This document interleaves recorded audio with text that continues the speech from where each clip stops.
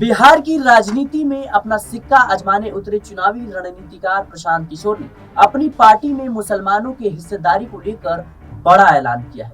प्रशांत किशोर ने मंच से ऐलान किया है कि उनकी पार्टी अगले साल होने वाले बिहार विधानसभा चुनाव में कम से कम 40 मुसलमान उम्मीदवारों को टिकट देगी।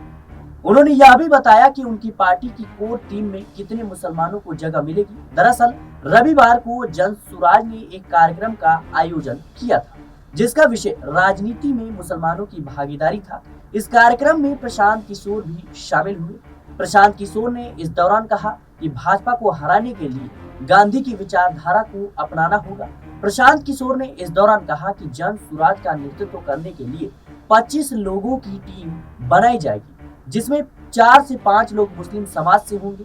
पटना के बापू सभागार में कार्यक्रम का आयोजन किया गया, जिसमें बड़ी तादाद में मुस्लिम समुदाय के लोग शामिल हुए। सभा को संबोधित करते हुए जनसुराज के सूत्रधार प्रशांत किशोर ने कहा कि आज की राजनीतिक और सामाजिक हालातों को देखकर यह कहा जा सकता है कि गांधी, अंबेडकर, लोहिया और जेपी की विचारधारा को पुनर्जीवित करने का समय आ गया है।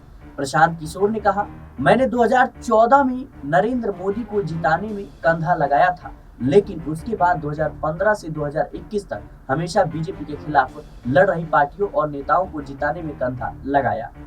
आपको यह जानकारी होनी चाहिए कि मात्र 37% वोटों से ही बीजेपी 3 बार दिल्ली में सरकार बनाने में कामयाब हुई है, जबकि देश में तो 80% हिंदू आबादी है। इसका मतलब हुआ कि 40% हिंदुओं ने बीजेपी के खिलाफ वोट किया है। विचारधारा पर बात करते हुए प्रशांत किशोर ने आगे कहा कि 40% हिंदुओं से नफरत की राजनीति करने वाली विचारधारा के खिलाफ वोट दिया है। इसलिए अगर आप अपने बच्चों के साथ इंसाफ करना चाहते हैं, अब समय आ गया है कि आप गांधी और समाजवाद की विचारधारा से जुड़कर भाजपा को हराने में मददगार बने। लेकिन जिस तरीके से प्रशांत किशोर ने यह ऐलान किया है कि 40 कम से कम मुसलमानों को टिकट दिया जाएगा, कहीं ना कहीं अब नीतीश कुमार और लालू यादव की उस सेकुलर वाली राजनीति को बड़ा झटका लगा है।